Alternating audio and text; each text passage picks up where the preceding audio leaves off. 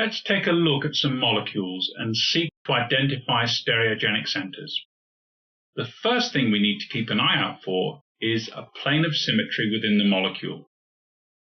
In this first example, there is a plane of symmetry running through the carbon for consideration. The ring makes up the substituents on the left and the right, and they are the same. Thus, the carbon has 3 different substituents and not 4.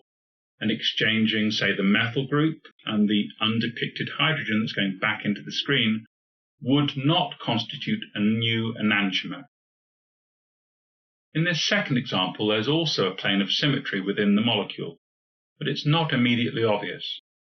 If this orientation of the molecule is viewed from the top or the bottom, it becomes clear. Thus, either carbon has only 3 different substituents attached, and exchanging 2 of any of them does not create a new enantiomer. So, no stereogenic centers here.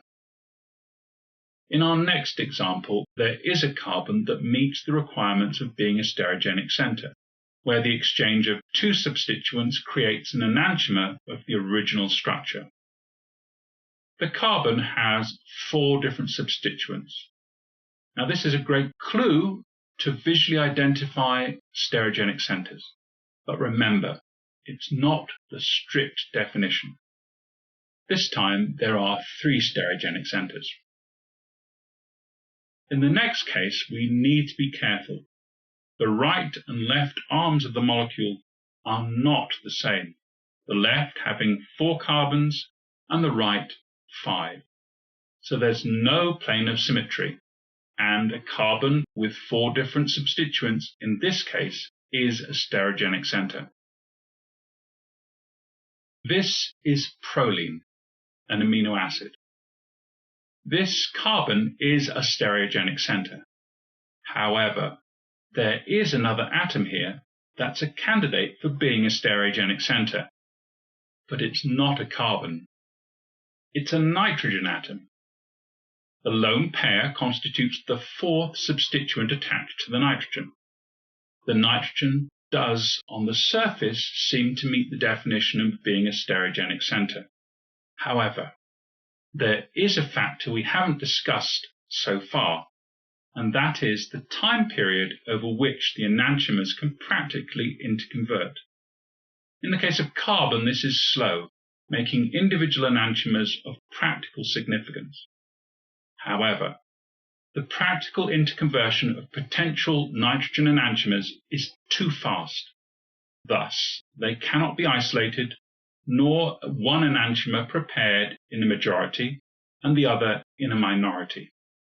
So a caveat's placed in defining stereogenic centers that they can only have enantiomers that interconvert below a specific rate.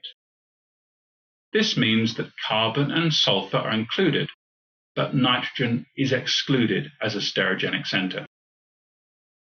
Next, we have a sugar called galactose.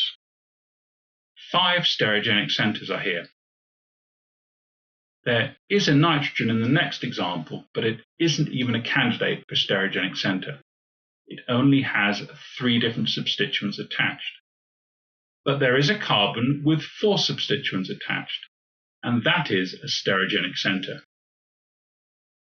By adding a methyl group to this structure, we go from a single stereogenic center to having 2. This is a steroidal skeleton. There are 8 stereogenic centers. Thus, there are 2 to the 8 possible stereoisomers.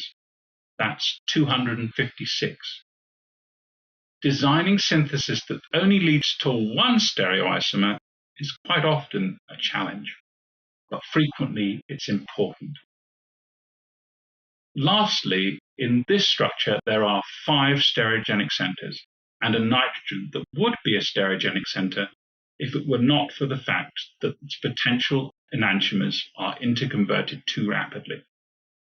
There are 2 to the 5 or 32 stereoisomers possible, one of which is called codeine, found in cough medicine.